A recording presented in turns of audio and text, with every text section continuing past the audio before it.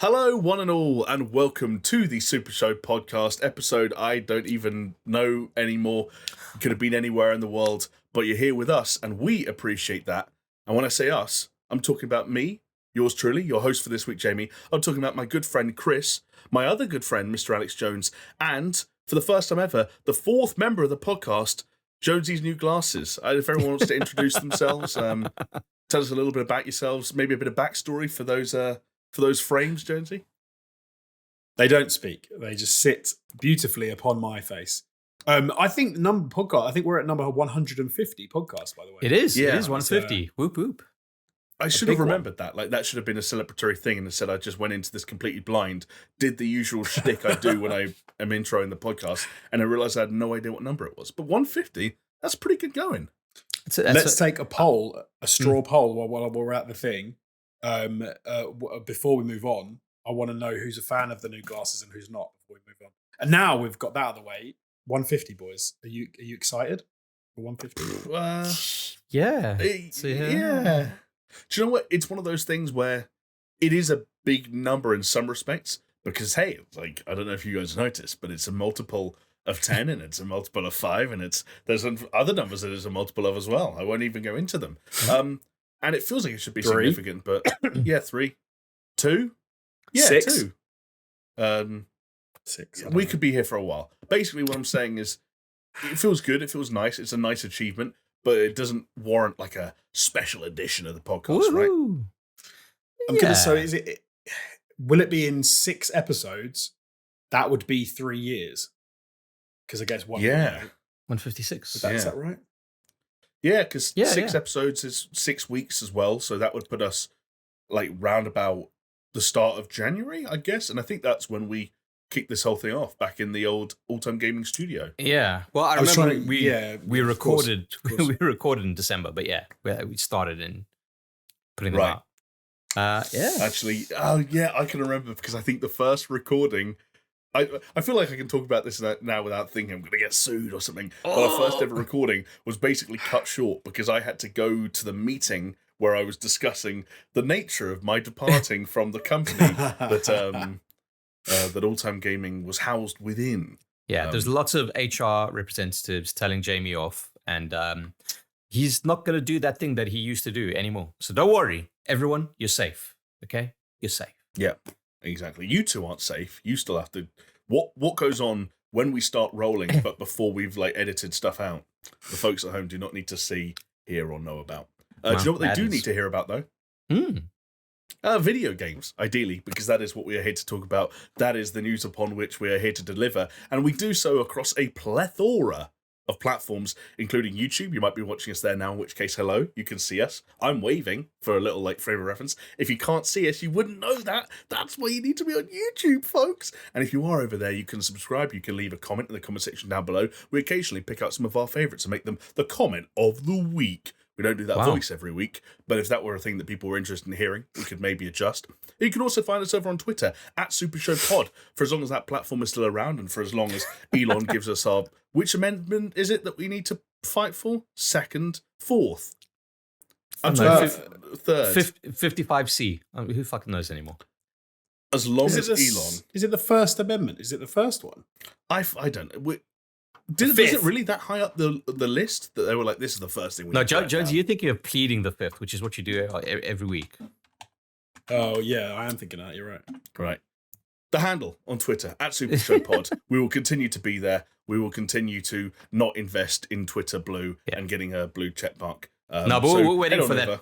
Waiting for that Twitter Gold, bitch.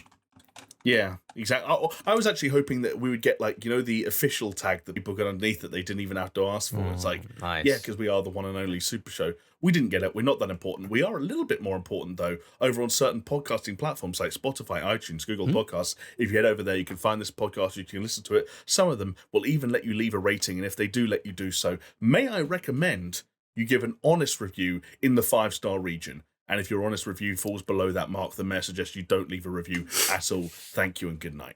And stop listening to us. Ingrates. Yeah, exactly. How dare you? I just checked. It is the First Amendment. Free speech. No, it's not. It's Free not. speech is the First Amendment. Yes, it is. No, The First Amendment is the United States Constitution prevents the government from making laws that regulate or establish a religion or prohibit the free exercise of a religion or abridge the freedom of speech, the freedom of the press, and the freedom of assembly.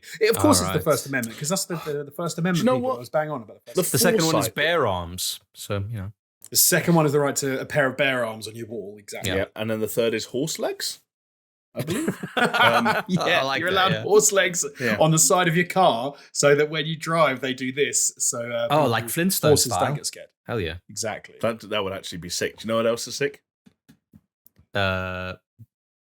These puppies? Oh, well, I don't know. I mean, What? those puppies are fucking sick. Yes, But maybe not call the quite vet.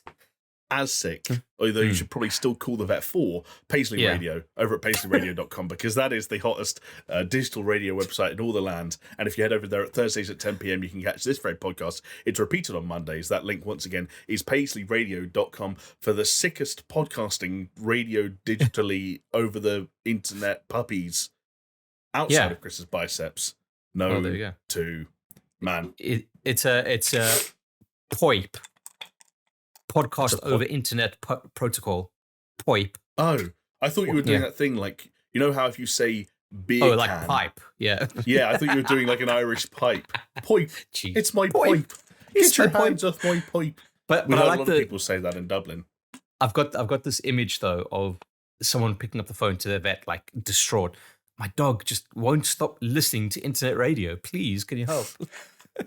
Actually, yeah, that's one of the things I do wonder, and you'll both be better positioned to answer this than me, because full transparency, I've never really grown up with a pet. And when I say really, my parents have had partners that have had pets, and so I might have, spent a week with them here or there. But I've always been fascinated when it comes to pets' reactions to forms of entertainment. And like, how you see there was that whole phase online earlier this year where pets were reacting to Stray. Like, how do pets feel about podcasts? Does anyone listening to this have a dog that is just like, oh, is it SuperShow time? And then they just like get into bed and they just start listening to the best video game podcast on the planet. It's like they say you got to play classical music to plants to let them grow, and you got to play SuperShow to dogs who have runny tummies. Yeah. The other thing I'd be worried about is that if Jonesy's impression of me is anything to go by, I sound enough like a dog that some dogs might just start barking if you played this out loud. They would. Can you give us a spin, Jonesy? Hello, I'm Jamie. Yeah. Still the exact same shit. I Just love that. Welcome fucking bark. to the Super Show podcast. I mean, you do kind of bark though, Jamie. Come on. No, No, I he don't. doesn't. No, I don't. I'm just teasing him. He doesn't do that at all. He sounds lovely. Wow. It's funny you say though, because they do say that for like anxious dogs and things like that, you can play as you were saying, like music or something. But one thing I think podcasts will be good for is if you had an anxious dog and you had to go out and leave it alone. You might find playing a podcast of people talking would actually make it feel. At first, it probably wouldn't do anything.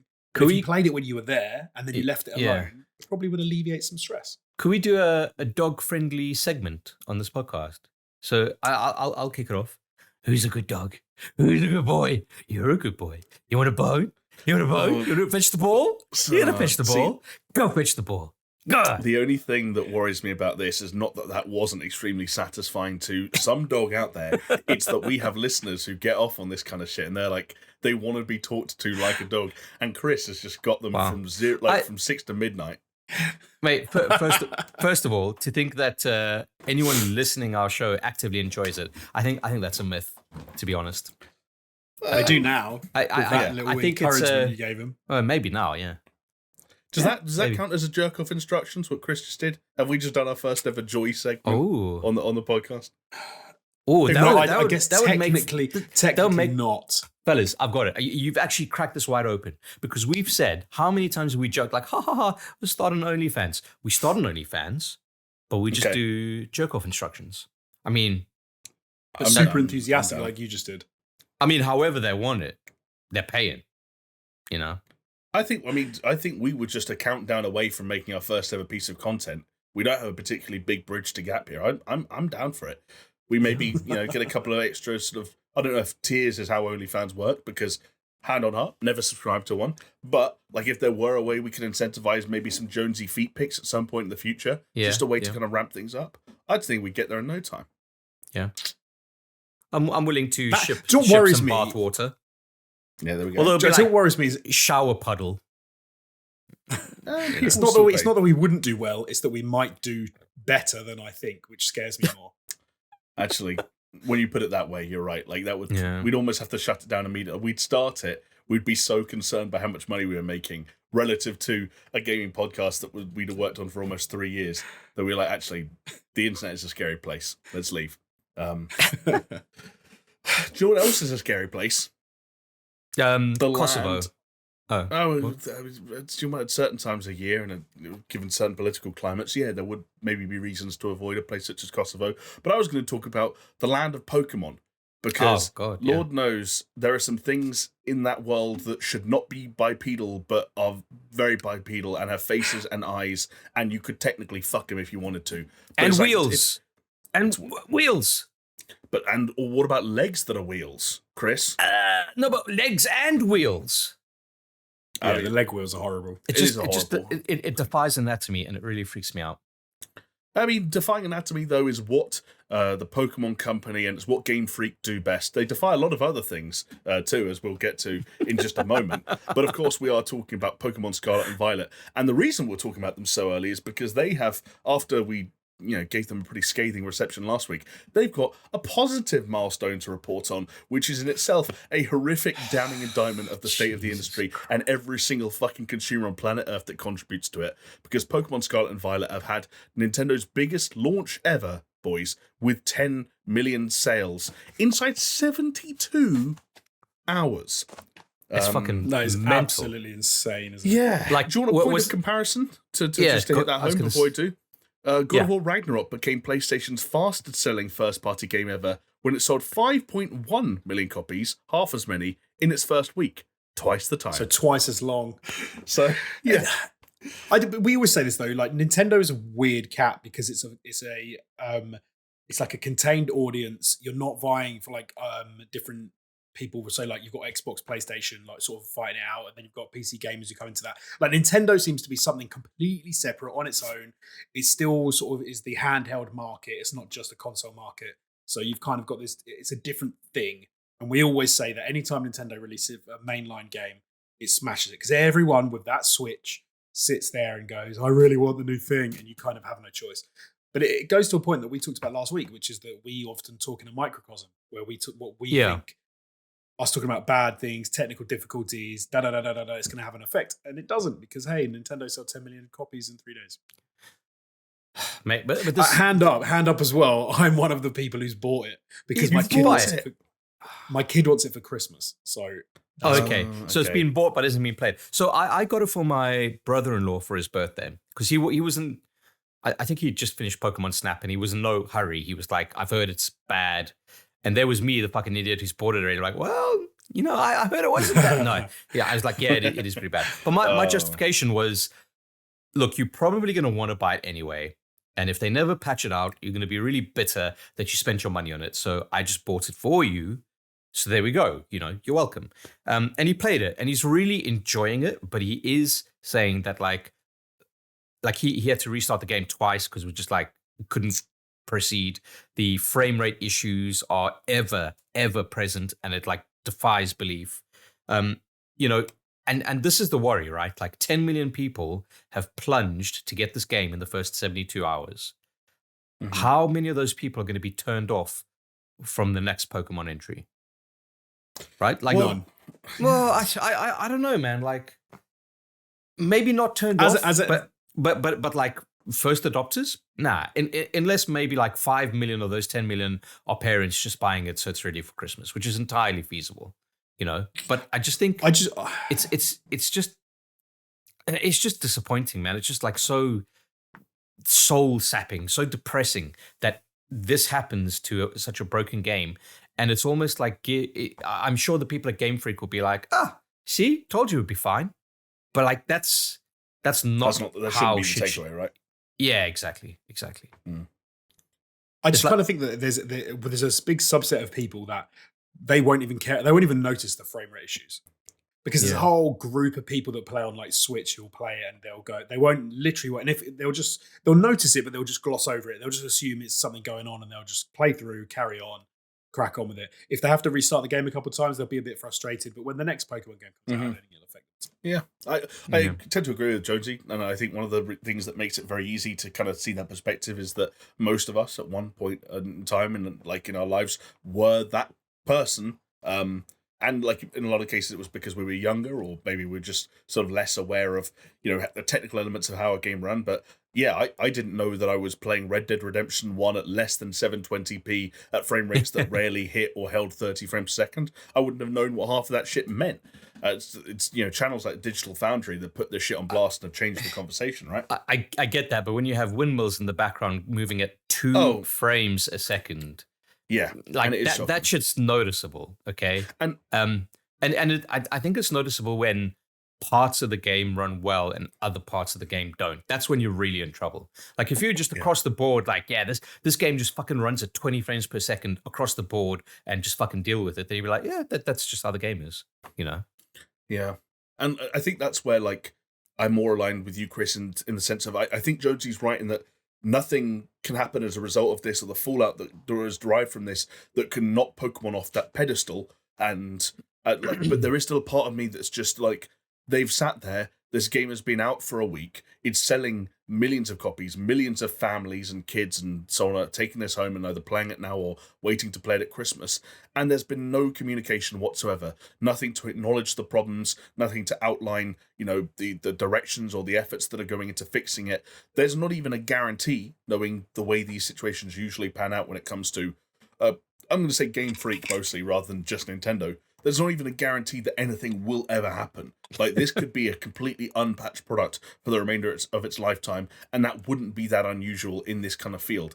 It's not like a Cyberpunk situation where, there were multiple apologies and multiple people getting out in front of cameras to say sorry, and those big yellow posts on social media every week saying, here are the hot fixes, and here are all the things we're doing, and we're trying, and here's the timeline of all the shit we're working on, all the free stuff we're going to give you. There is something about that kind of, there's a few things there, right? Right. So obviously with CDPR, they've got like their board of directors, etc., and shareholders that they need to account to. Whereas obviously, I'm not saying that Game Freak doesn't, but they're very much a different kind of entity, especially not just Japanese, but how Game Freak works within the Pokemon company, within their like adjacentness to Nintendo themselves. Like, it's kind of sticky.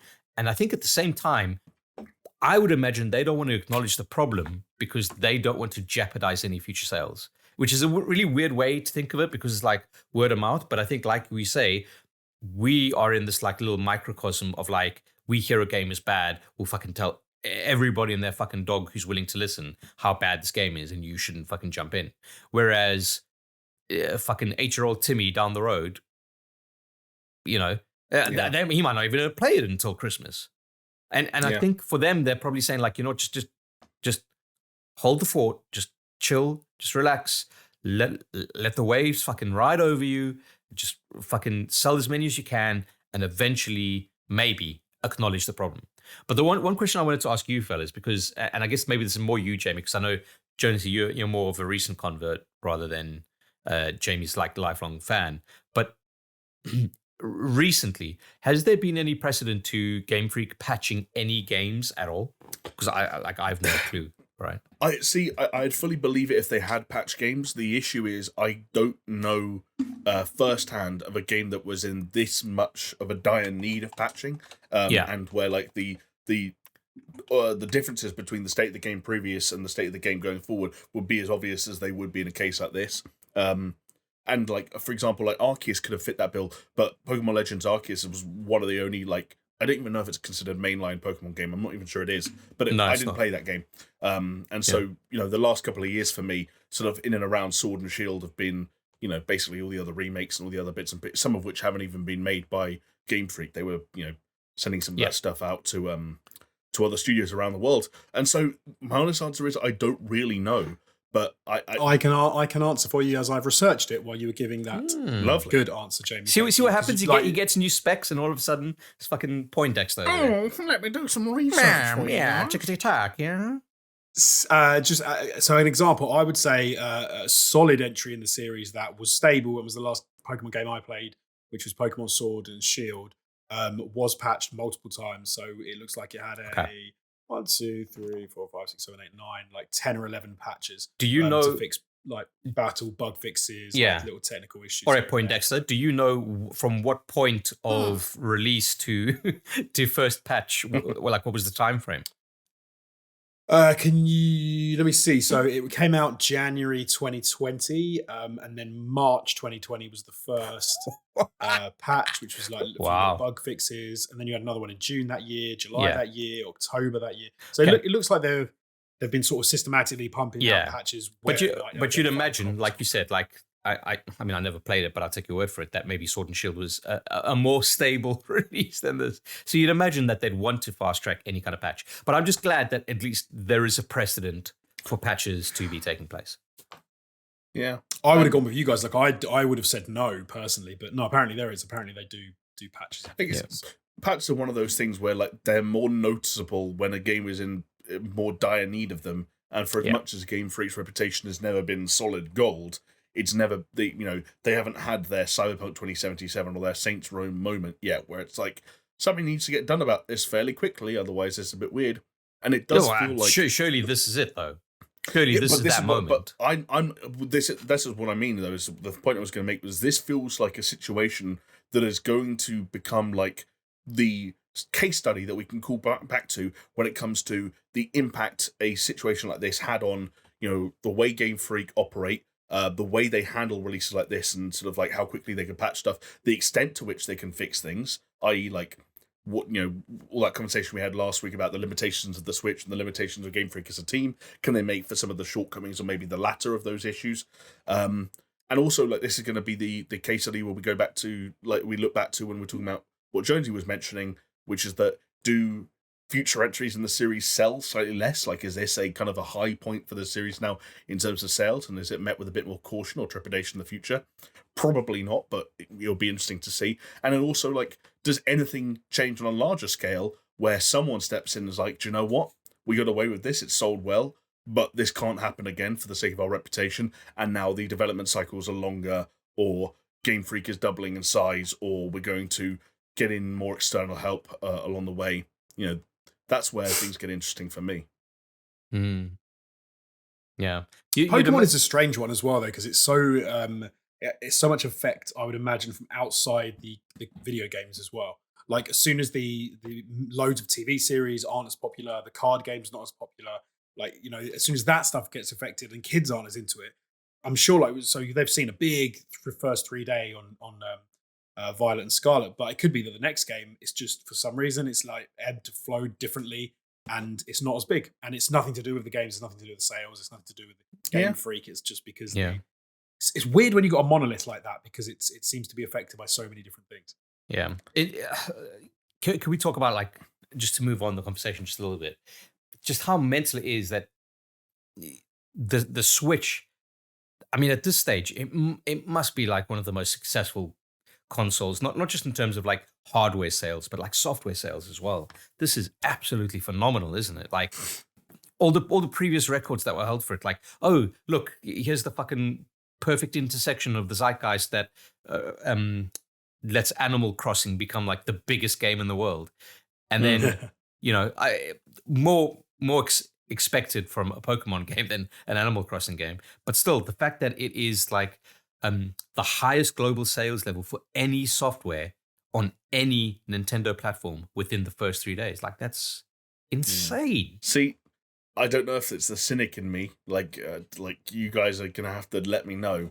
But to me, I think records like this get broken and sales like this are achieved because you have a console that is incredibly popular, sells incredibly well, loads of installed units around the world, and there is still such a relative shortfall in software, at least good software or software that's made explicitly for that platform, that the attach rate of the software that does get released is still unbelievably high. and it happened, really early on, where it was like fucking like 2 in every 3 Nintendo Switch owners owned Breath of the Wild or Mario Kart or whatever it was, and I just think that kind of stuff still happens. Where people really like this console, it's incredibly popular. They still want to use it. They still want to interact with it. For some people, it's their main console, and they need games for it. They need software. And on incredibly popular franchises like Pokemon, it sets records like this. The other impact it has is it takes franchises like Splatoon that might have been, a game that was, just on the side of, say, like the Nintendo Wii's sort of like catalog and like just like a popular thing here or there. It takes something like Splatoon and makes it a series that can sell millions of units when that's what, say, like first party Sony and Microsoft stuff does. Yeah. So and all of a sudden, Splatoon is as big as Spider-Man because people need things on their Switch. It's a masterclass in supply and demand, isn't it? Like towards the end of a lifespan, you start trickling stuff out, and it just becomes like popular. Just for comparison's sake, because this is the other question. It's like, okay, just because it sold 10 million units in its first 3 days, that doesn't necessarily mean that it's like fucking gonna continue on that. In the first month. Yeah, exactly. So I'd imagine the previous winner in terms of sales units was, I'd imagine, Animal Crossing New Horizons, because that was fucking mental. But it is, to its lifetime, as of 12th of September this year, sold 39.38 million units, which is incredibly large. But that this has done a quarter of that number in 3 days. That is insane. When you say it like that, that's mad. There was a question I don't know the answer to, I must admit. I would imagine one of the things that sort of makes it different for Nintendo is a lot more of their games seem global. Whereas I think a lot of first-party stuff on the Xbox, on the PlayStation, I would imagine is less so. Like, I don't think Ragnarok is probably as global. I don't think like a Halo game is maybe as global. But then I think when you look at an Animal Crossing, when you look at a Pokemon, I just get the feeling that those are global games that sell everywhere equally, and there's no comparison. You don't have like a first-person shooter in like this massive in China, and then a different one in the USA, and then a different one in Europe. But I think Pokemon's Pokemon. But like you're not wrong, and especially because it skews younger, right? That makes it easier to sell automatically, because that's parents, that's kids, that's everyone under the sun going for this. Whereas you say, "Oh, God of War Ragnarok," that's a mature game for a mature audience, etc. But maybe it would be impressive if it was PS5 only. But the fact that it's on PS4 as well, there's a massive install base there. And at a time, again, when like first-party Sony games are few and far between, like, fucking hell, there's no reason why. I don't think PS4 and PS5 owners look forward to Sony first-party exclusives in the same way Nintendo Switch owners look forward to Nintendo first-party exclusives. Like, I don't think there were PS4 owners out there with their arms folded going, God, Ragnarok better come out because I've had nothing to play since Horizon. Like those, whereas like there may have been Switch players who were like, thank God for Bayonetta and Pokemon because it's been really dry lately, and I'm not going to go into the eShop and buy a game for £4.79 every other Fellas, I don't even remember the last game I bought on the Switch. Honestly, with my own money, it might have just been. Oh, Kirby. Kirby was the last. Kirby. It did different for me because I buy Kirby. Yeah, I tend to buy games more now like that. I will play them, but I'll buy them for my kids. Like my 6-year-old loves the Switch. He loves games on his ill. He's finished like Pokemon Sword, and I think we've got Sword. He's finished Pokemon Sword like 3 times. Like he cannot get enough. That's mad. Yeah. Can I give you some more interesting stats? Okay, Animal Crossing New Horizons. In its first 11 days, sold 11.77 million units. So Pokemon a lot faster by comparison. Yeah, so it'll be interesting to see how the milestones kind of line up. So, for instance, first 6 weeks of Animal Crossing, 13 million. So it slowed down quite significantly. And then the first 4 months, 22.4. Yeah. See, it's interesting because I would say Animal Crossing is more of a universal game. I think that game can appeal to anyone of any sort of ability level, of any sort of interest level. It was just like it was almost like a cutesy mobile game on the Switch. Whereas I think Pokemon, you have to be into Pokemon. You have to know about battling. You have to want to do that. I wonder if it will slow right down now, and we'll see. I don't think it'll reach the heights of Animal Crossing.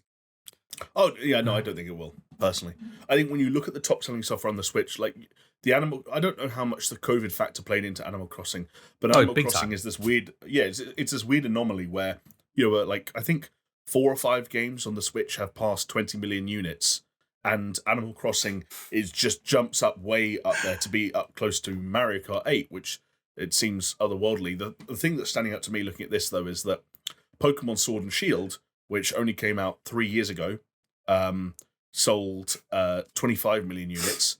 Pokemon Legends Arceus, which came out earlier this year, sold 14 million units. I just can't see a world where there are even 5 to 10 million more Pokemon fans, or at least Switch-owning Pokemon fans, hungry for a scathed piece of software compared to 3 years ago. So I'm also of the opinion that this slows right down and settles in the 10 to 20, maybe early 20s in terms of millions, which is still unfathomably large. Like when people talked about Call of Duty being the king of kings, like Call of Duty games would settle in the mid-20s a lot of years. Now, admittedly, that was with a primarily Western, like North American and European audience, and not on Nintendo platforms and so on and so forth. But the attach rate, I don't even know what to say about it. It's frightening. By the way, there are apparently 114 million Switch units out there in the world if you combine Switch Lite and Switch OLED. 114 million. That's mad. So Call of Duty Vanguard, as of 3rd of May, sold 30 million copies. See, yeah, there you go. That's more than I thought. Fucking hell. Vanguard. And it says that Vanguard as well. Didn't sell as well as Black Ops. Will be Black Ops. What was the last Black Ops? Cold War. Black Ops 4. Cold War. Black Ops Cold War somewhat. Now we're getting into weird stuff where I always had my thing for the Call of Duties in the 20s to 30s, but maybe I don't know. While Chris is let me find that, because that's fucking interesting, isn't it? I will just issue a quick amendment. Actually, there's a quote that we've thrown around this podcast plenty of times over the years that unfortunately is now drastically out of date and in need of updating. So the latest quote from Mr. Nintendo himself, Shigeru Miyamoto: "A delayed game is eventually good, but a rushed game will sell 10 million units in 72 hours. So if anyone wants to get their black and white pictures of Miyamoto with the cursive font with the quote on the right, that is the updated version, share it far and wide." Wow. Jeez. Josie, you were going to say something. Oh, well, I was going to. So we were invoking games like Call of Duty, and you can think of other games as well that have done sort of similar numbers. But again, these are multi-system PC console games, and we're comparing to. I would love to see a panel where there's PlayStation, Microsoft, Nintendo, PC, and they're just all talking about what the best platform is, that does the most sales, on their own platforms, and then Nintendo just have their numbers flashing above them and just lean into the microphone and go, fuck you. Yeah. I mean, that's basically what they do anyway. The fucked up thing about Nintendo is that's what they do without doing it. They don't actually need to even say the fuck you. The fuck you's implied. It's the implication of the fuck you. It's the implication. Yeah. Okay, so I've got some numbers here. So Black Ops Cold War, 30 million. I mean, that's good going. Really? Modern Warfare Reboot, so the one from 2019, 30 million as well. So pretty high. Then how did those two sell the same amount of units? I don't. That's unfathomable. It is mad. People just buy Call of Duty, mate. They don't see the name of the game. We don't see what version. They just see Call of Duty. You say that, Jonesy. Black Ops 4, 14.3 million. Okay, but to be fair, Black Ops 4 was only Blackout. But before that, Call of Duty World War II was 19.82 million. Okay, Infinite Warfare, 13.6. Black Ops 3, 26.7. Advanced Warfare, 21. Call of Duty Ghosts, somehow, 28.98 million. Black Ops 2 was 31 million. Modern Warfare 3, 30 million. Black Ops, 30 million. Modern Warfare 2, 25 million. World at War, 15.7. Like and then it goes down. It's so interesting because we've obviously said before, like it's interesting the Warzone effect because now it's like, you know, you can get Warzone free to play. You don't even have to worry about getting the game. I mean, it's going to have an effect, and I think the fact that those numbers don't continue to grow is probably it'll have an effect on sales, but on like units sold, but it won't have an and revenue generated. Nah, but it won't have an effect on revenue because all they've done. No, I know that's what I'm saying. They've shifted it to their free to play model. You've moved it to the battle pass as opposed to the people who buy like the individual game units. But if you're still selling a good amount for Vanguard, like, you know. Yeah, that surprised me. I thought Vanguard was meant to be like a disappointment in terms of sales. Yeah, that was the impression I was always given. Apparently not. See, you learn something new every day every week with the Super Show. Yeah, so this week I have learnt how much sales determine the revenue that Activision is able to generate. And if you want to learn more about the revenue that we're able to generate as a gaming podcast that puts out a new episode every week, you can head over to patreon.com/supershow, because that is the place where we ask the most generous amongst yourselves to head over to consider donating to us at various tiers and earning certain rewards for doing so. For example, that if you sign up to our Patreon at the $2 tier, you can earn access to our Discord server. It's a friendly community of like-minded Super Show fans, and we discuss anything and everything apart from things that you're not allowed to discuss, in which case it's not quite it's most things. And if you need to take it to the DMs, take it to the DMs. There's other tiers. There's like a $5 tier and a $10 tier. Loads of Patreon exclusive content, Patreon exclusive podcasts, spoiler casts, and all kinds of, crazy ideas for things that we did once and never went back to again. Who knows? We might even find the time to do a God of War Ragnarok spoiler cast one of these days. Just need a couple of players to get their asses in gear. Am I right, boys? Yeah, I'm on it. I'm on it, totally. Yeah, more on that later, I'm sure. But that link, once again, if any of that sounds of any interest to you, is patreon.com/supershow. There are a number of people who have already headed over there, who have already pledged to us, and are already helping the Super Show podcast continue to live long and prosper. There are some names of some of those good folks at the bottom of your screen right now, and I also want to give a very personal, very special shout out to Aaron Cameron, Athletic Gravy, Bill Caesar, Brimstone, Cole K, Crow's Perch, I Snort Rock Salt, Jesper Camdal Nielsen, Leo Merger, Mindful Pig, Mr. Anthropic, Pastor's Guild, and the members of the board. Our bosses, Brett Z, aka Shellshock, Doppler, Geometric Potter, Hacksaw Bookread, Manuel Guerrero, and Peaswad. Thank you all ever so much. Fine people. Danke. Absolutely. Thank you, guys. Yeah. Appreciate it. I'm getting better at using like non-gender specific collective terms because it's something I have to do for work now. So look forward to a lot of folks and people. No more guys. Things. No.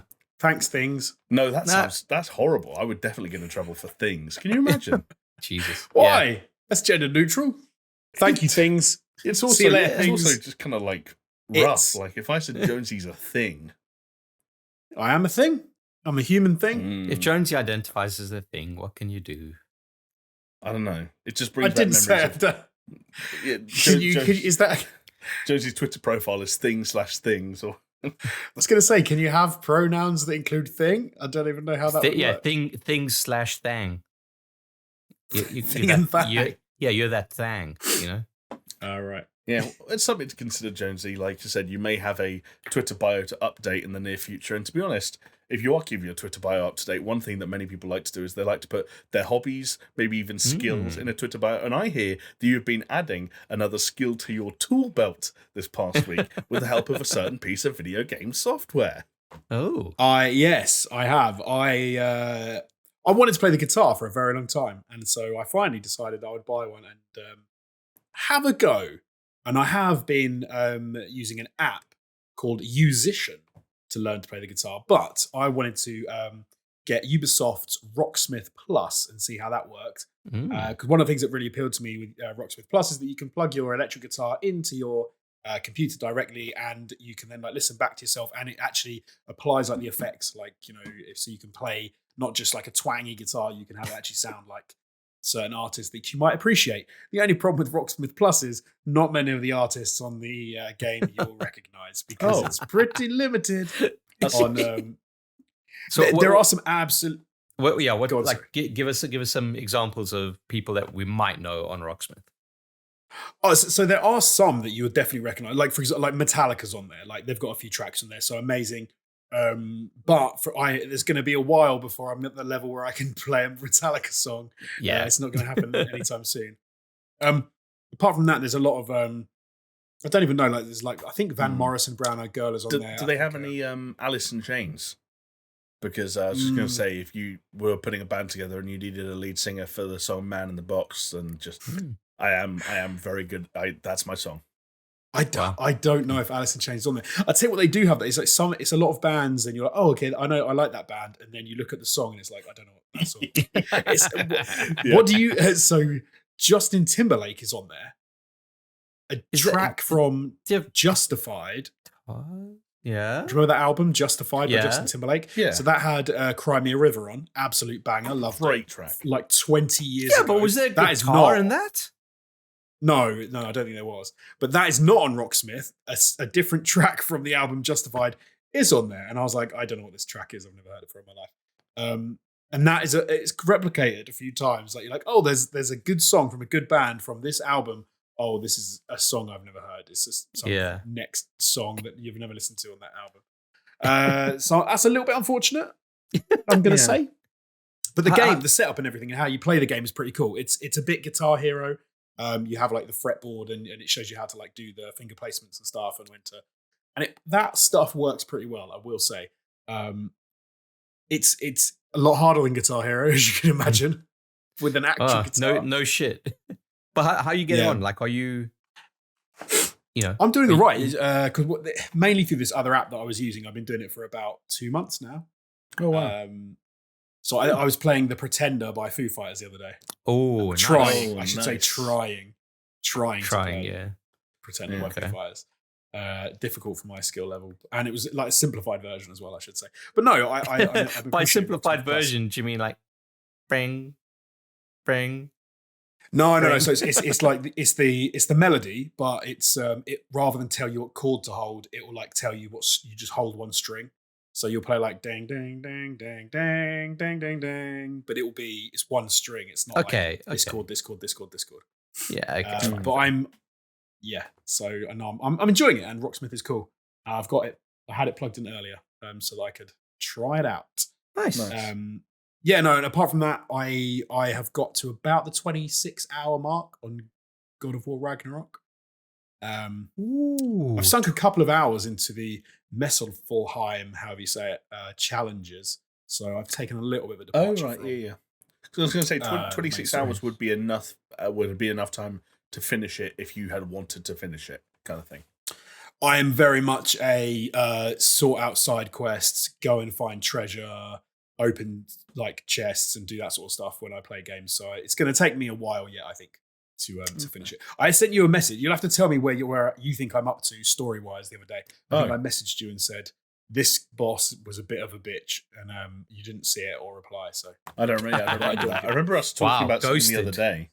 Oh God! Now I feel horrible. Yeah, I left me on unread. Did I wow. Look at it? Oh wow! I've seen it now. Okay, I know where you are. Yeah, you're.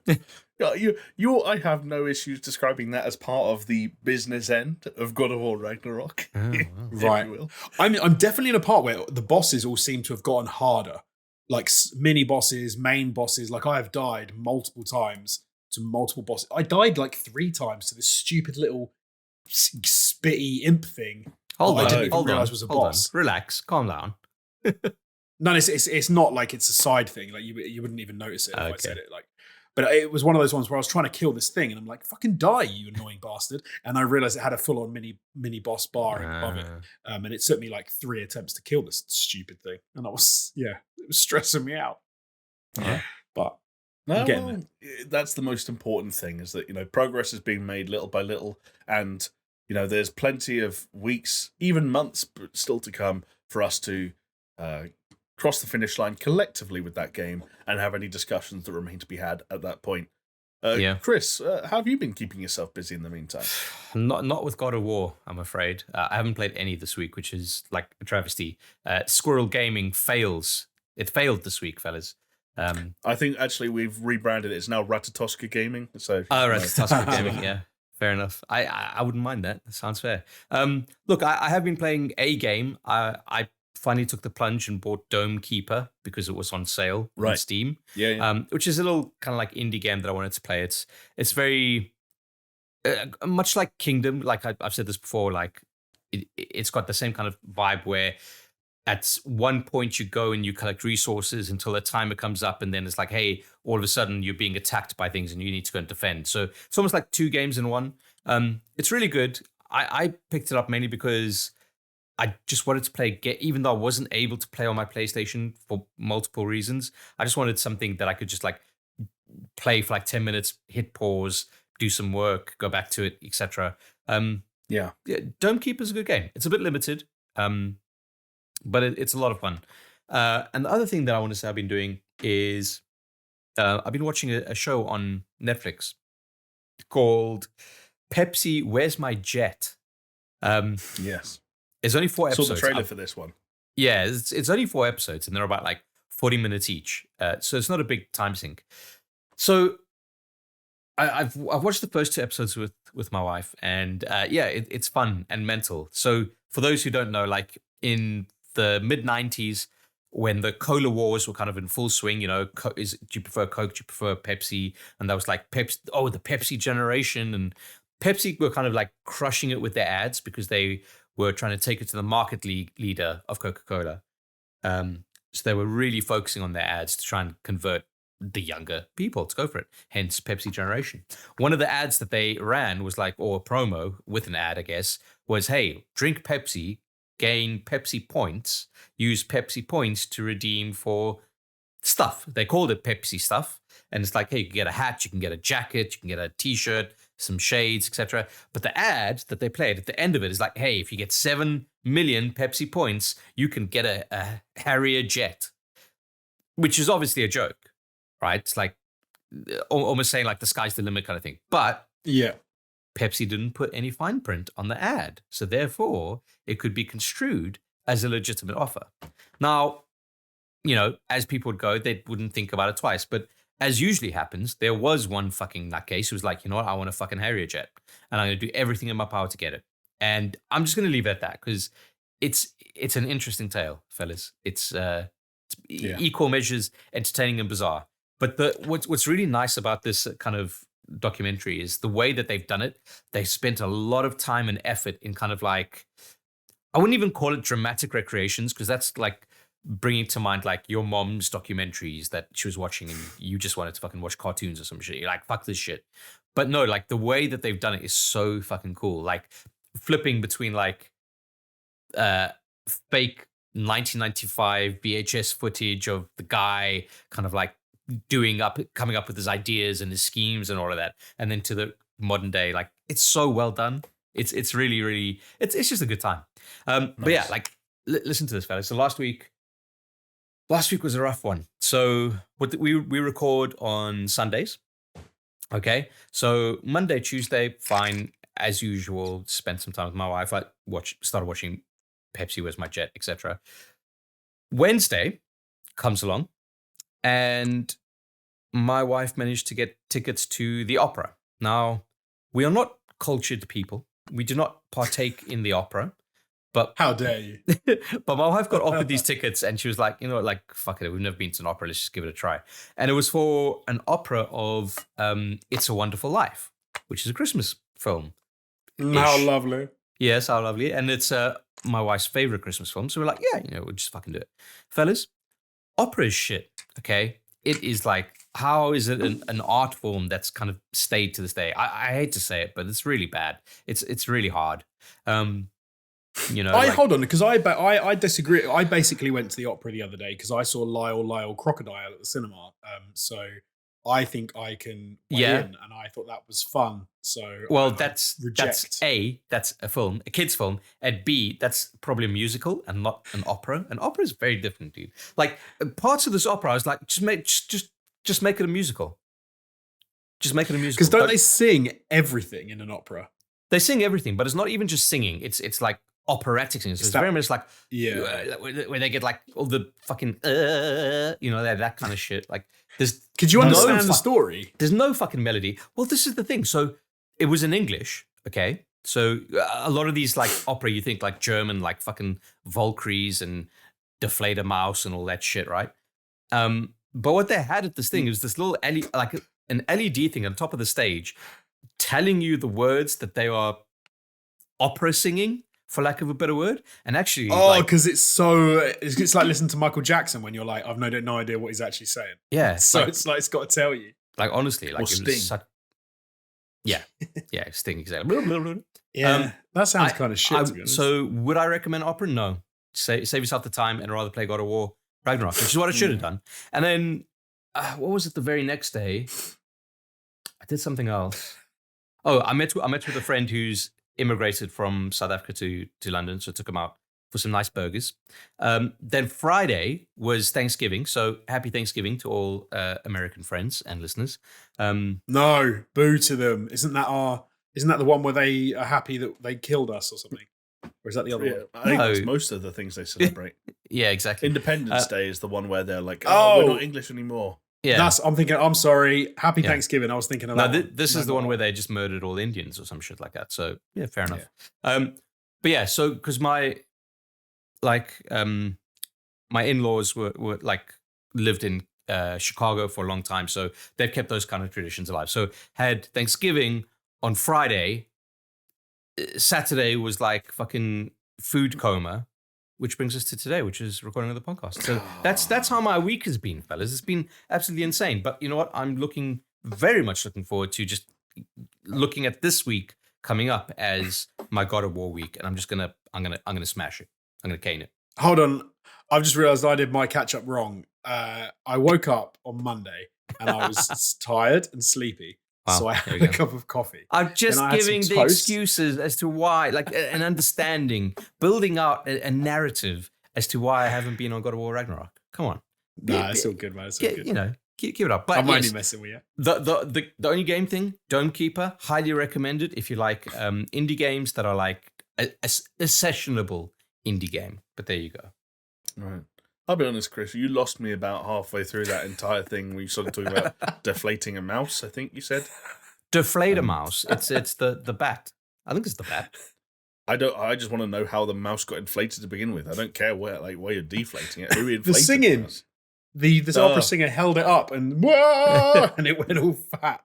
There we go. That Yeah, makes perfect sense. I'd go and see Inflate a Mouse. the Fleer I'd de go Mouse, watch the Inflate Fleur a de Mouse. Mouse, To be fair. which I think means the bat. So it's Yeah. nothing to do with mice. No. Has the bat been inflated at least? Mm, Chris, you're sending real mixed messages here. okay, sorry. I don't To know. be fair, Germans are very in their language is very much like it is what you think it is. So deflate it's probably like it means flying mouse. It probably is what they call that. I literally think that's, This is the flying mouse. No, I think that's literally it. So if I look up like Flieder meaning, it probably means fly, right? What does Flieder mean in German? No, Flieder is bat. Well, that's confusing Oh. then. Oh, so So bat mouse mouse. is mouse. Bat, It's a bat bat mouse. mouse, I love that. Oh, what's your name for bat? Bat mouse. Bat mouse. That's great. Oh, that's great. Bat mouse. And they decided to turn it into a musical. But have you attached the mouse to it? Well, we just Why? thought we would. Someone clearly thought that the one thing a mouse was lacking was wings, and said if you attach a bat to a mouse, and then Then you've got a then it bat. can fly, and then if you had done that and it worked, why not sing about it? Oh God. It's like what is a bat? Oh, it is like a flying mouse. No, it is more a mouse. It's bigger than mouse. Oh, it's bat mouse. It's Yeah. bat mouse. Bat mouse. Someone misinterpreted like someone describing pigeons as flying rats and tried to actually make one, and it's like, what if we made the real pigeon with a bat and mouse? Oh, that's so Do you great. notice how I said und instead of and? 'Cause Und. that's my Yes. authentic German experience. Was hast du in deiner Schultasche? Bat, this Chris. has honestly tickled me. Bat mouse? Why? Bat mouse. You said it. It was your creation. So fucking great. It wasn't me, but yeah. There we go. Jamie, what have you been playing? Because you're the one who well, do plays you the know most what? games, like Do surprise, you know what, surprise. maybe, Chris, but while it only takes an hour, maybe even 2 to play a video game, I just had so much on my plate this week with going to an opera and Thanksgiving that I didn't play a single video game. Do you know, Sorry for having a life outside of fucking games. well, that's oh, yeah. No, again, no, fair enough. Yeah, I played a couple of things. I'll keep it brief though because I'm pretty early on in both. I've played literally like an hour of Pentiment, which is the new, I guess, narrative-driven, not specifically non-action RPG from Obsidian that is set in the 1500s, I think, and you play as like an artist in a town and you're working at the nearby abbey. And it essentially devolves into a murder mystery that is set across, from what I understand, 3 distinct periods of time in both Andreas's life and across, the town's life, and so the lives of everyone living in it. And you have to kind of talk to townspeople, learn more about them, and choose how you divvy up the limited amount of time you do have to make progress in this investigation into a murder. And it's like it's not like a Disco Elysium. You can't interact with everything. It is really just about traveling around this town and talking to people and remembering what they say and piecing together a certain piece of information.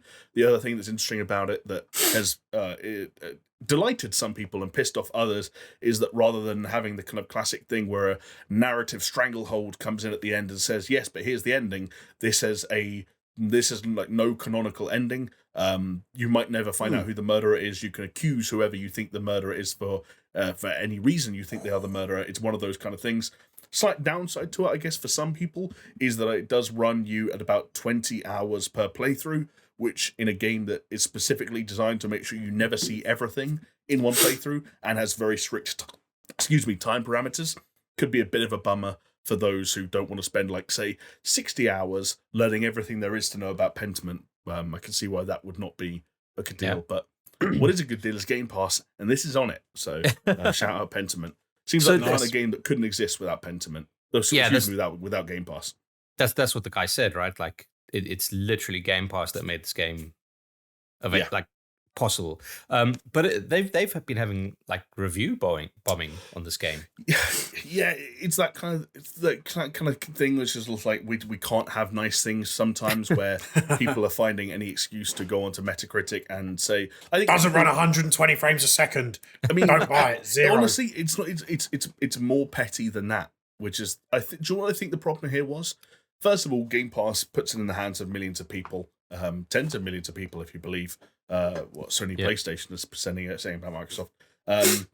And that's what they're saying to them. It's like, hey, it's a new murder mystery RPG from Obsidian. It's also it's a good thing for most of us, but a bad thing for people who are bad at setting expectations. It's written and directed by Josh Sawyer, who is notable for being the director of Fallout New Vegas, which is still in most corners of the internet, a revered entry in not just the Fallout series, but sort of, the recent history of RPGs and storytelling in RPGs. But actually, this is a very slow burn of a game. This is a murder mystery that takes literal hours to get to the murder, and then puts you on fairly strict time limits with regards to what you can do to figure out who committed the murder. And you might not be satisfied with your ending, and you might not be satisfied with how you chose to spend your time. And when you've got a decision to make, going and having lunch with person E rather than eavesdropping on person B might have ended up being the wrong choice, and you might miss some crucial piece of information, and you might feel like you wasted your time. It's also got a very unique art style that is meant to kind of... So Andreas, the person you're playing as, is like kind of an artist. They're called... I can't remember the specific name for his role, but you can imagine sort of like texts from the 1500s and almost tapestries from the 1500s. They've all got like pictures drawn into the corners, and some of the font will have really nice sort of. So he's basically an artist that comes in that doesn't do the writing, but takes the writing and makes it all look really pretty and laid out nicely. So everything's That's why all the lines are really straight, and that's why all the drawings are beautiful, and that's why the first letters of certain paragraphs are big and swirly. He's like an artist that makes the writing look nice, working inside churches and monasteries and abbeys and so on and so forth, working for the church. They come up with new scriptures and psalms and so on and so forth. And you mix a lot of that stuff and the fact that this is a game that's really invested in its history and things that are going on at the time. It's actually got an entire feature where every time they reference, say, like a certain figure from the church, like a certain saint, or if they mention a certain place or a certain event, you can hit tab and it zooms out and the margins of the page become viewable, and you literally get like little sub things being like, this person was the saint of this, this, and this. And it's like it's a lot. There's a lot. It's dense and it's not for everyone. And I can see that maybe being why. Well, it should. There's no excuse to review bomb anything. It's the dumbest reaction you can possibly have to an essentially free piece of software.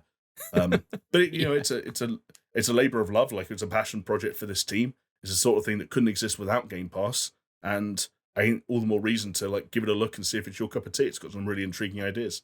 I'm so happy for that sort of game as well. Like, it reminds me of something like Artful Escape, where they wouldn't exist without things like Game Pass or different ways of people playing games, of people wanting to try new stuff. And how boring would life be if you didn't get to play anything like that because companies were too busy just shoveling out the next like FPS game? Now this is right. It's probably not for me. Like, I've seen some of it, but I'm glad it exists. Yeah. I think that's a good neutral position to have, if nothing else. Like, don't play it, but be glad it exists. By all means. There's another game I played this week that I'm also glad it exists, even if it couldn't be more different to Pentiment if it fucking tried. And that's Evil West, which is the new third-person action-adventure game from Flying Wild Hog, who did the Shadow Warrior series predominantly, and also the Trek to Yomi game that came out earlier in the year. Yeah, weirdly enough. Is this also Game Pass? No. Okay. Not, at least I hope not, because I bought it. So that's what I'll say. I'm playing it on PS5. So I almost don't like, if it's on Game Pass, then I've fucked up. But I've got to say, like, Evil West, there's nowhere near as much to say about it in terms of its like complexities and its design compared to something like Pentiment.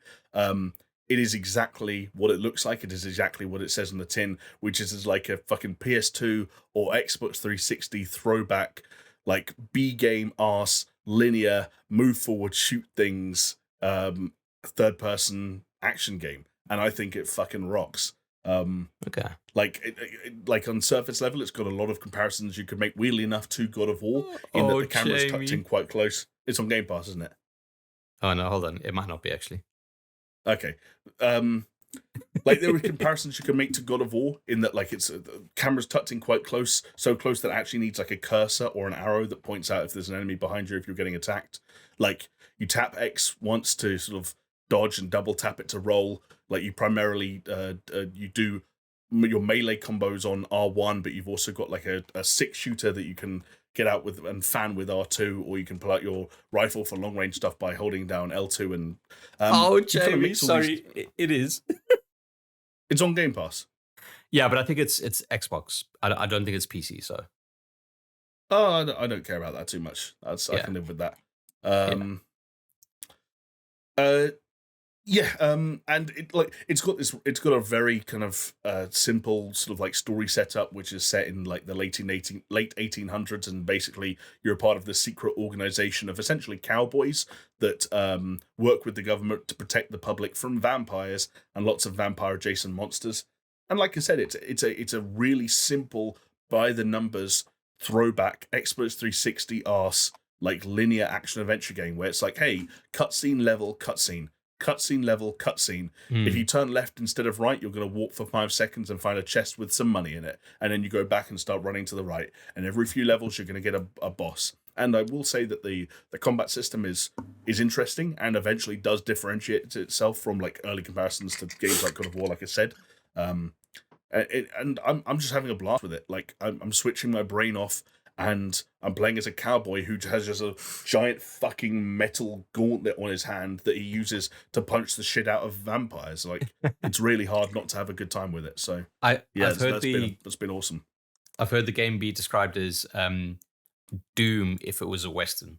Does that ring true? Yeah, there are certain elements, like, even Doom like makes more of an attempt to have like certain strings to its bow than Evil West. Like, Doom has traversal and Doom has puzzles. Evil West is kind of just like, no, you're just going to walk forward and then kill more things, apart from a bit of collectible hunting. There are elements of it, though, where, like, yes, you are like you're kind of like spatially navigating certain areas to keep your distance from certain people. There are kind of opportunities to windows of time where you can hit weak spots within enemies with your long range rifle that will significantly lower their health. I've got to the point where there's like an electricity ability that I can use to either throw myself towards or scorpion style pull enemies towards me. There's this really cool system where. So you can kind of like, some of this will sound like straight out of God of War, because it is, you can hold down R1 being your main attack button, to do an uppercut, which launches them, and then you can like juggle them in the air.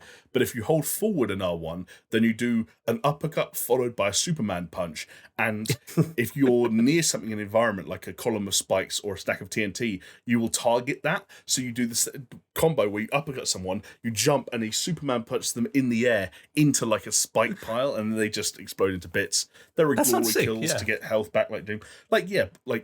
It's getting 7 out of 10s in a lot of places, because it is exactly one of those. It's like, do you want to spend 8 hours playing a third-person shooter that wouldn't have felt out of place on the Xbox 360 or the PS3? If you think games recently have become too bogged down with shit they don't need, and you don't want to spend 10 minutes climbing and hearing exposition from your companion between fights, then just play Evil West. Nice. Okay. Yeah. So as far as palate cleansers go, before you jump into presumably the game of the year, Elden Ring, was this a good palate cleanser from God of War? It was, because it's similar enough to God of War that I was like, I had this weird thing with God of War. By the time I got the platinum, I wanted to keep playing, and so this was a nice thing to jump over. But it's also simpler and less, time consuming and mind consuming, I guess. So nice crossover game. Also nice thing to play at the same time as Pentiment, because one is turn your brain on and one is turn your brain off. So you can just choose whichever you're in the mood for. Lots of ways to kind of fit a game like Evil West kind of into your sort of like ongoing games that you're playing. And then when I'm ready for Elden Ring, Chris, you'll be the first to know. But it's tough. Oh, yeah. I do feel like I hope that's going to happen in the year of our Lord 2022 rather than the year of Satan 2023. I hope so too. Let's see how things go. I want to play Somerville. I want to start. Yeah. I want to properly play Norco again.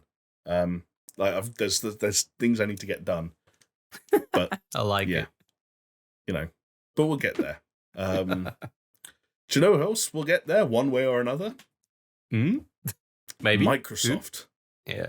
And no one knows which way it's going to go. But at some point in the years to come, we will know the outcome of their attempt to acquire Activision Blizzard. But lads, at the moment, things are looking pretty confusing, because just about everywhere they go, whether it's the US, whether it's the UK, or whether it's Europe, roadblocks are being put out in front of them, sometimes by regulators and certain, offices of this, that, or the other, and sometimes by direct rivals like Sony themselves. So I thought we'd break down a few of the latest updates, but more importantly, some of the, in some cases, quite bizarre quotes and tidbits of information that have actually emerged from all these proceedings. How does that sound? Hell yeah. Sounds great. Good.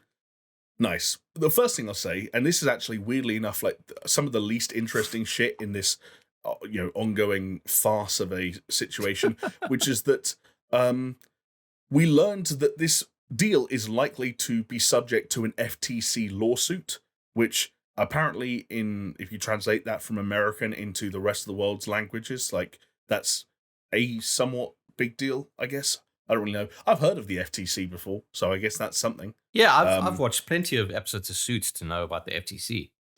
There you go. So FTC's the F is federal, right? So that is the government, like it's the big government, as opposed to like a Federal state Trade thing. Commission, right?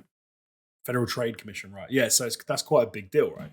It would seem it's a big enough deal, in fact, that Activision Blizzard's CCO had came out on Twitter and said the company, quote, won't hesitate to fight to ensure Microsoft successfully acquired it. So Activision Blizzard themselves, the subject of the acquisition, seemingly saying like, yeah, we'll go to court with the FTC or however the fuck that works, or we'll challenge that lawsuit in order to defend our right to be bought. So while that is all kicking off in the States, we'll fly back over to the UK, where, as I said, it is facing harsh scrutiny from regulators, but some documents were released because essentially last month, in October, I believe, so basically Sony sent a letter to the UK regulators to say, here's all the reasons why this deal shouldn't be allowed to go through. And Microsoft responded with a letter of their own saying, here's all the reasons Sony were wrong. And this led to a number of really, like I said, bizarre kind of bits of information coming to be surfaced from these documents. We'll start with one, though, about the next generation of consoles, the would-be PlayStation 6 and the Xbox, whatever the fuck, I don't know. Now, of course, Sony are obviously trying to tell the regulators that, hey, this deal shouldn't happen, it would be unfair. And one of the things they want regulators to know about is that this will make people far more likely to buy an Xbox in the future because Xbox will have all the good exclusives. What Microsoft tried to do as a rebuttal would say, well, the next generation of consoles is so far away that the likelihood of this deal happening now actually impacting people's decisions when it comes to buying that next console is severely lessened.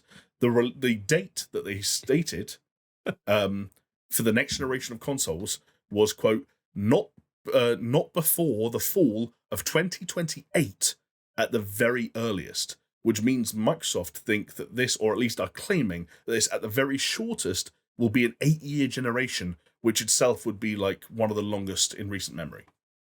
I can believe it, though. I can believe it. You can believe it, or you can't, sorry. No, I can, yeah. What, just based on how things are going at the moment, or so think of it this way. So how long was the lifespan of the PS4? 7 years with a Pro in the middle. Okay, so 7 years with the Pro in the middle. So think of all the supply issues that they've been having. Yeah. And you almost think to yourself, well, the first 2 years, maybe that is equal to a single year in terms of what you hope to achieve in terms of potential sales because of your supply and demand issue. And then you think like, okay, it's also in their interest to kind of extend the generation and work it out as much as possible, especially if they're starting to move towards a midlife Pro refresh, which kind of started since the last generation. Like, this makes sense to me. I really don't think it's out of possibility. No, I kind of agree with Chris, really. I think the thing that we have to look at nowadays as well is the diminishing returns of each console generation. Like, you know, when we went from PlayStation 1 to PlayStation 2 to PlayStation 3, every time it was like less of a jump. And I think if it gets less of a jump, it makes sense that they try and extend the life cycle to make the jump a little bit better because it's going to be crap anyway. So they might as well extend it and make it a little bit longer. Yeah, slide the Pro in, try and get a little bit more out. And with this protracted launch for this initial run of like PlayStation 5s and Xboxes, I'm with Chris. I don't think it's surprising at all. Yeah. Interesting though that you both kind of referenced a Pro console, presumably for both console manufacturers. Yeah, helping extend this generation to be 8 or 9 years potentially. Yeah. Obviously, if we were mapping this generation over to the previous one, we'd be talking about a PlayStation 5 Pro coming out either next Christmas or the Christmas afterwards. That in itself obviously sounds crazy to say out loud. So what do you think, where does a PS5 Pro fit into all of this? When GTA 6 releases. But apparently not. Well, yeah, we'll get to that in a bit. Yeah, like I think so Jonesy's right in terms of technological leaps, right? If you think of what was the main factor difference between PS4 and PS5, it's got to be the SSD speeds. So you're going from like spinning plate hard drives to solid state SSDs. Like that is probably the biggest performance increase that we've had through the console generation. Then you talk about like 4K and HDR, like that's stuff that we've got already. So that stuff's not going to improve. It's not going to all of a sudden be like 8K because consumers probably at that point would just start to be getting into that 8K thing, which is not out of the realm of possibility. But more what people are kind of like looking for, the faster load speeds, which is what we've got now. So yeah, you can have a faster SSD in a Pro version, but how much faster is it going to be when things load almost instantaneously on your PlayStation? Like, that's diminishing returns.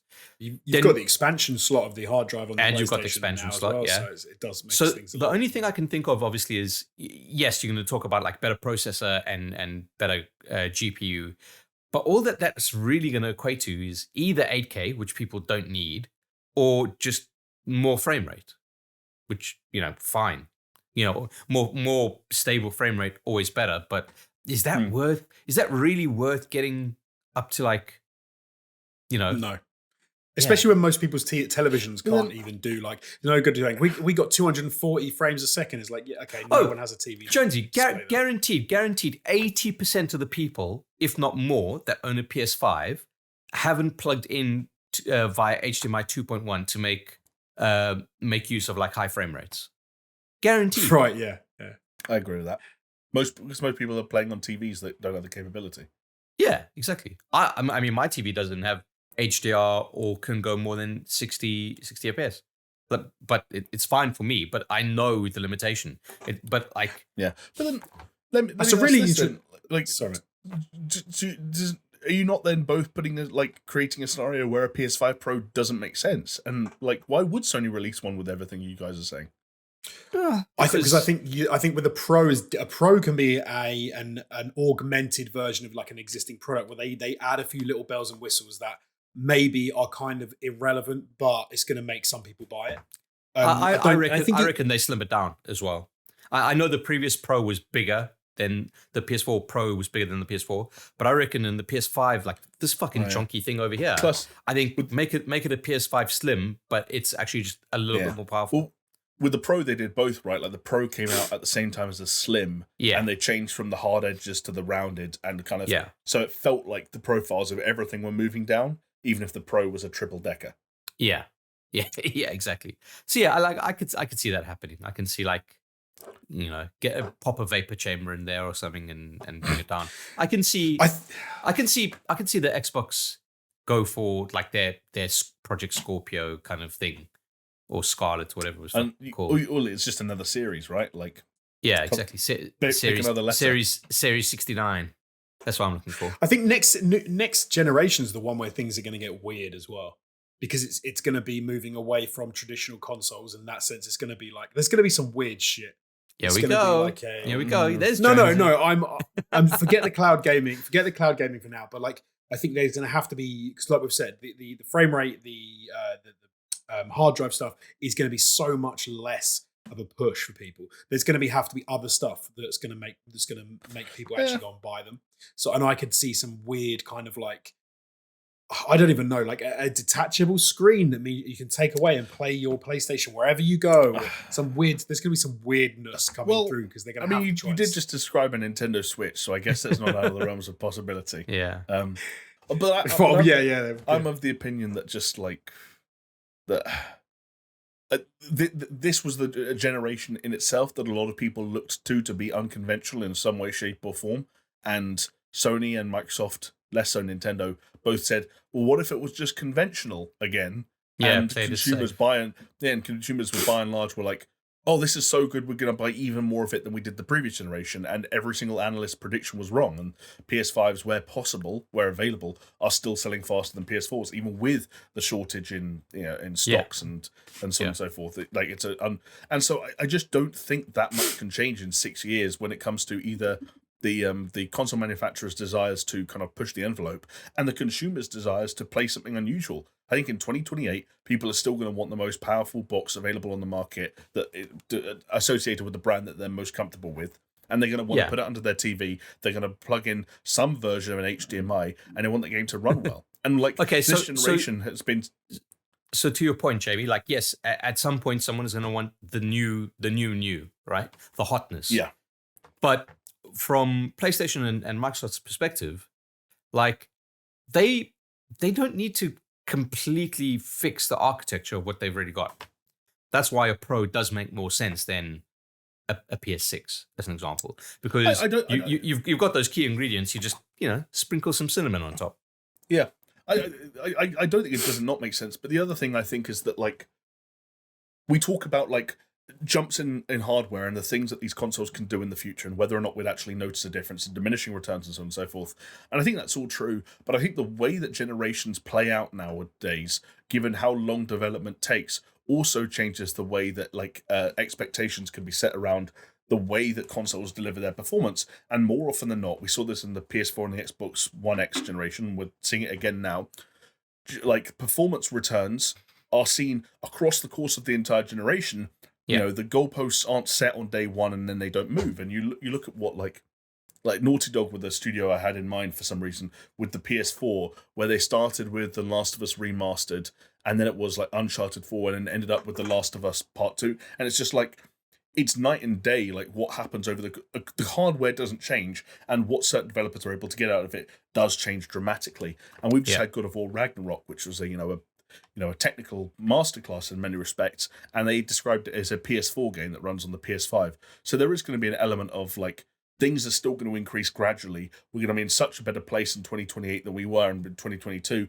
that getting that little extra jump to the next generation of consoles is still going to feel like justified, and we're still going to end up in that point where it's not the jump that makes a difference. It's not the thing that matters. Isn't how good games look in Christmas of 2028 compared to Christmas of 2027. It's the fact that, you know, in Fast and Furious terms, you've just bought yourself another 15 miles of runway before you have to take off again.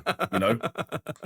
And that's what happens, is these things incrementally and gradually improve over the course of the generation. And when that next console comes out, you know, you might get a Rise Son of Rome every now and then. You're just like, how does that game still look so good? What happened there? But more often than not, like I said, it's about that runway. And it's about where you're going to end up in 2034, you know? And that's when we'll be grateful for the PlayStation 6, not 2028. I'll be dead by then. So who gives a shit? Yeah. I don't know though. You're probably right, but I kind of hope that by 2028 we'll be talking about like a paradigm shift. It feels like there's a whole bunch of technologies that are sort of reaching a pinch point. Like, is that if that's mobile phones, if that's like televisions, if consoles, where you know, even like headphones, controllers, things like that, where they've iterated and iterated and iterated, and you're getting really good versions of them, but we're going to have to reach a point where you're like, you know, the DualSense 5 controller, what the fuck it's called, the DualSense controller is pretty amazing. Like, how are you going to make it wild any better? How are you going to, like, you know, what are you going to do about this? What are you going to do about that? And I'm hoping that they just say, do you know what? This new thing that you haven't even thought of, and then we'll all be like, but like, why? It's amazing. Like, what is the example of that? Like, there's so many technologies that have been around for decades longer that don't have examples of that. No, I'm saying like a new technology that they'll introduce. No, but like, I don't know. Like, so for example, like the easiest one obviously is like mobile phones when they went to like smartphones. You have that sort of paradigm shift. But like, there hasn't been a post-smartphone paradigm shift though. And no, they've tried, right? Like, here's foldable. No, not yet. There hasn't. Here's rollable, and everyone's like, man, I just want a normal phone. There have been smaller ones on consoles. Like, I'd say like going to like wireless controllers was like a paradigm shift. In some sense, right. I think going from like 2D to 3D gaming was like a massive paradigm shift. That one, for sure. But then it's like, you know, I don't know what it is, but I'm hoping for one. I guess that's why there are smart people in all these companies to figure that stuff out, right? That's why we're on a podcast, not tinkering in a fucking lab, right? Yeah.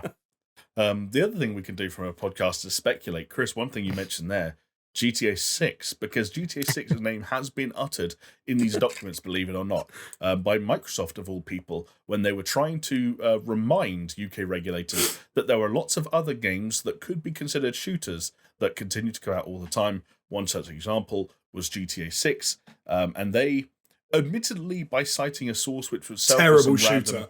What a fucking terrible shooter. I mean, it's a weird example for a shooter. It doesn't fit their argument, but honestly, you hold a gun and you shoot. It's a shooter. Lads, the state of these documents, though. Like, if anyone wants a good 111-page laugh, just read like some of the letters, because they know they're speaking to the lowest common denominator. They know they're speaking to 60-year-old white men who don't understand anything. So it's like, no, Grand Theft Auto is the biggest shooter on planet Earth. That's so Call of Duty can't be.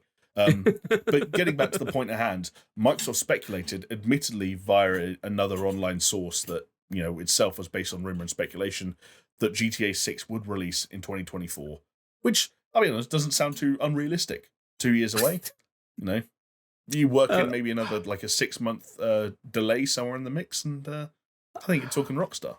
I genuinely am so excited about GTA 6. Like, just think about how good GTA 5 is, and now think about GTA 6 on the next generation. Like, it's I'm quite excited for that. They can bring it out whenever the fuck they want, and I'll play the hell out of it. Like, take as much time as you want, get that game looking amazing. It's not going to be a shooter, so don't worry if your shooting mechanics aren't great. It's just going to be a fucking kick-ass game. So, yeah. But 2024, Chris, are you with it? Yeah, I mean, like, delays aside, okay, think of the time frame from announcement of Red Dead Redemption 2 to release. God, I can't. When was it announced? 2016 or 2017? Probably 2017. Can't have been 2 years. I'm going to guess 2017. But remember, there was quite a substantial delay with it, right?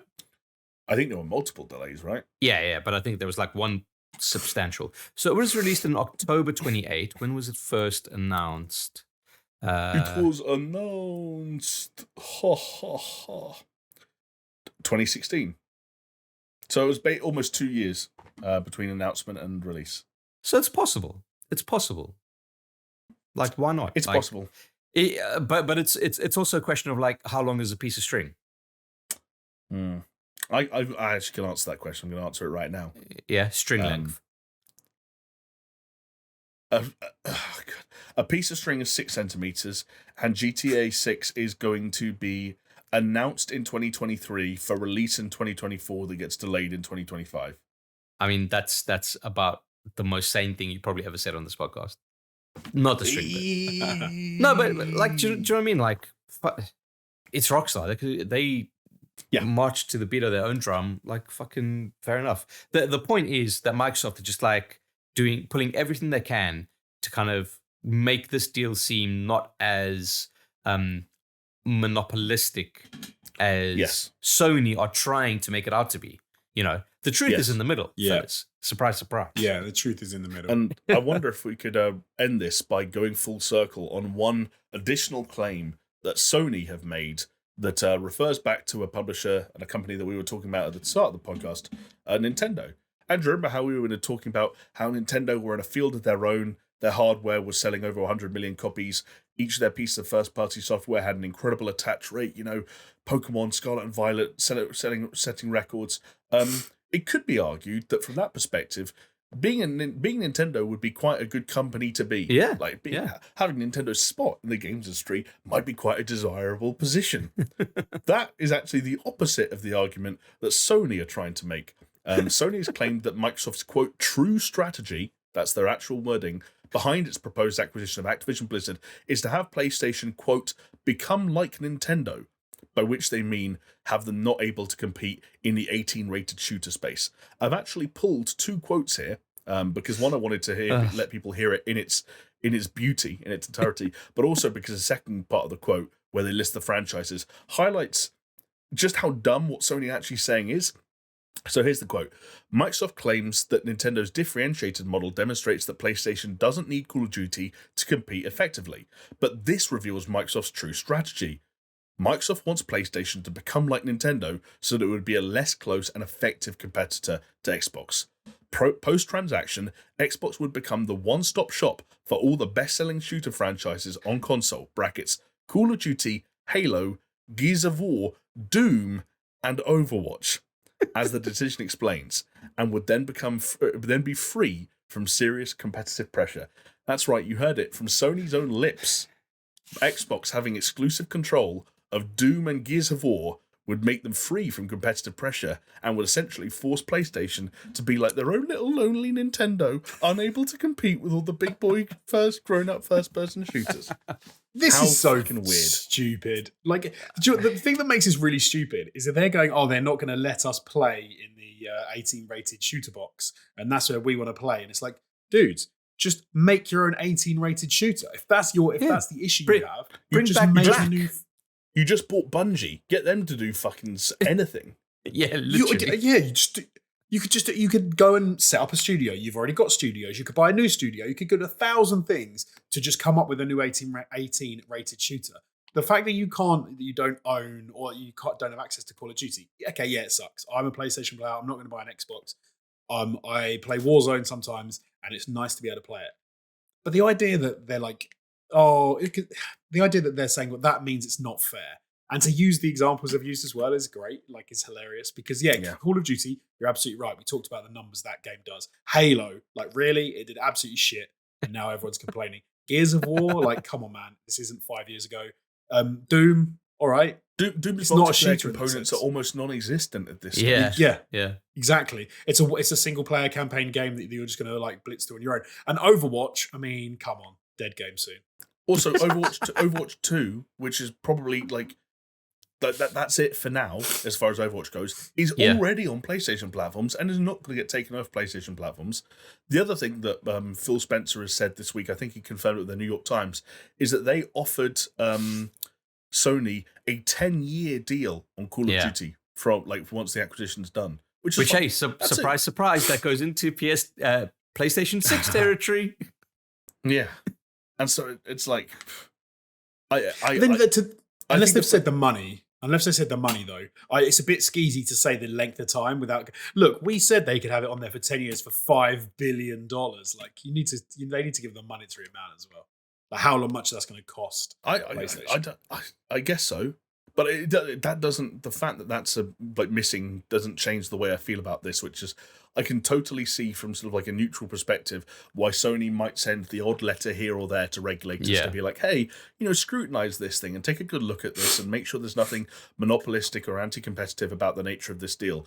But what it is boiled down to is, really kind of like Josie almost implied, schoolyard and rudimentary arguments being made by both sides. And the most frustrating thing about all of it is regulators around the world are buying into it and looking at it and well, it's just fictitious, right? It's fictitious, is what it is. Yeah.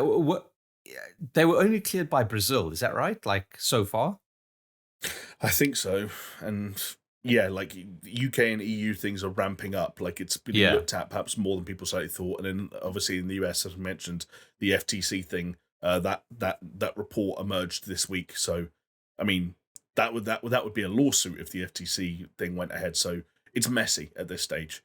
And I don't know. I just think the whole thing seems really stupid. I think I'm not suggesting any deal of this size. Like obviously this is one of the biggest deals in the history of tech. It should be scrutinized. It should have to pass all the tests and pass all the sniff checks and whatnot. But when you've got Jim Ryan being like 10 years of Call of Duty isn't enough, we can't compete. Like look at all the things they own. What are we meant to do? It's like, bro, like no, this is. I'll tell you what. I'll give them. I'll play devil's advocate and say I can see if you could say that no matter how stupid it is, Sony need to play every card they can to try and stop this deal from happening so they can protect their players and make sure they've got access to Call of Duty. I think that's the one play. Like if they turn around and after go, man, we threw everything in the kitchen sink at it and we still lost. So that's fair. That's fair.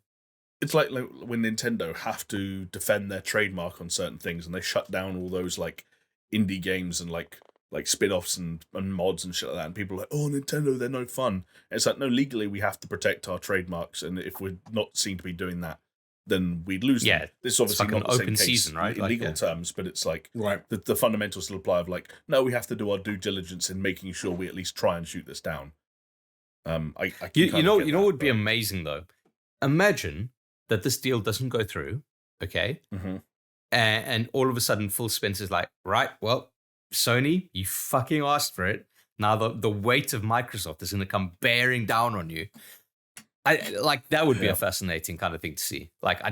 What would the reaction be? Jim Ryan's on the phone like, yeah, my Outlook has stopped working.